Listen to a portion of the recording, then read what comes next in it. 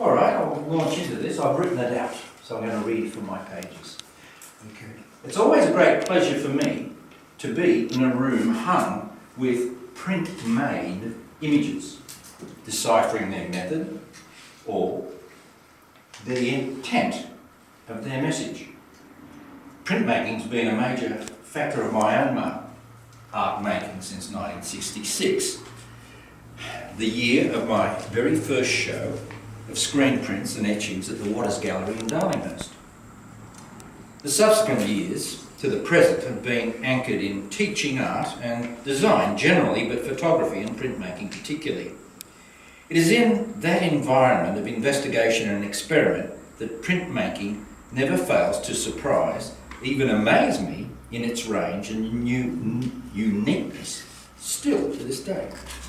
And if there is no experimentation or investigation in the application of the myriad of tools and mediums available to the printmaker, then the exercise, I'm afraid, I think, just becomes printing rather than print making, a riskier and rewarding pursuit. The range of mediums represented on the walls is almost a royal flush of print methods, the only card missing being relief print, traditional woodcut or lino cut. However, all the images I selected spring from a permanent support. There's some of that jargon, support, that allows for the proofing and additioning one way or the other. This is distinct from the floating effects of monotypes, an effective graphic diversion for painters.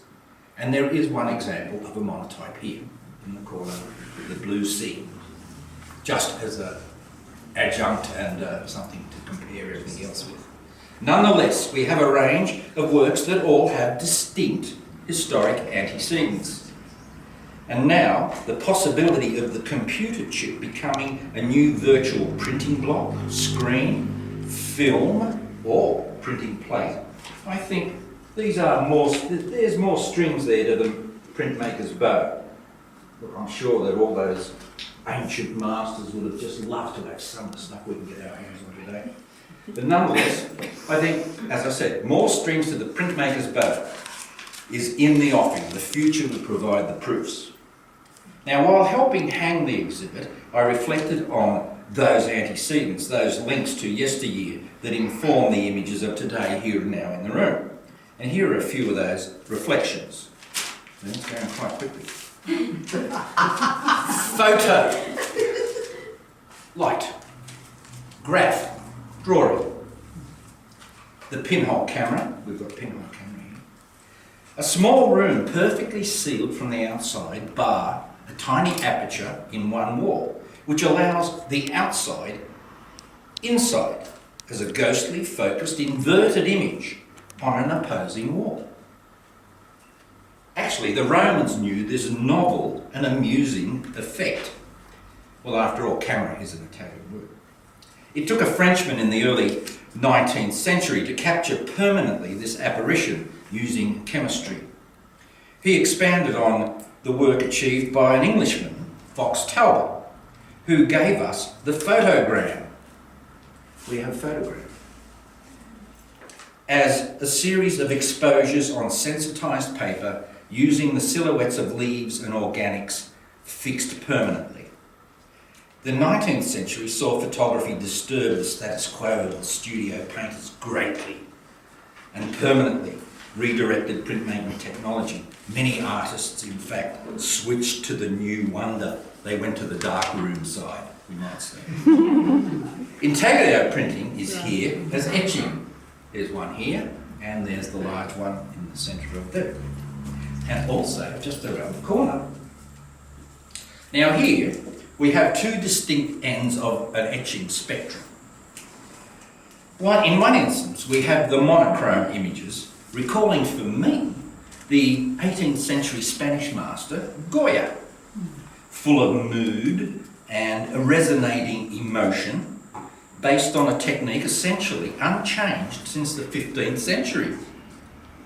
Always direct and expressive. And on the other hand, we have the echoes of the 50s modernism, when the organic and abstraction became subjects in themselves. Out of the 40s Paris teaching studio of Bill Hayter came texture and deep bite and à la poupée, is this jargon, and viscosity printing, all part of today's etcher's potential repertoire. Screen print is here. We have these over here. In its clear posterised form that echoes action in the politicised streets and current street art with its hard edges and cannot be ignored colour. Lost in the depths of Chinese history, maybe 13th century, the screen print did have its stencils hung in a frame in a matrix of silk thread.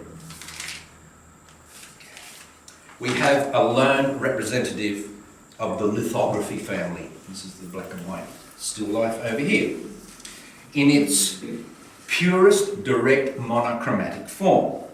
This to me is a process that demands a particular dedication to physical and chemical process. It's really expensive to set up because you need a lot of stuff, very, very particular stuff. Yeah.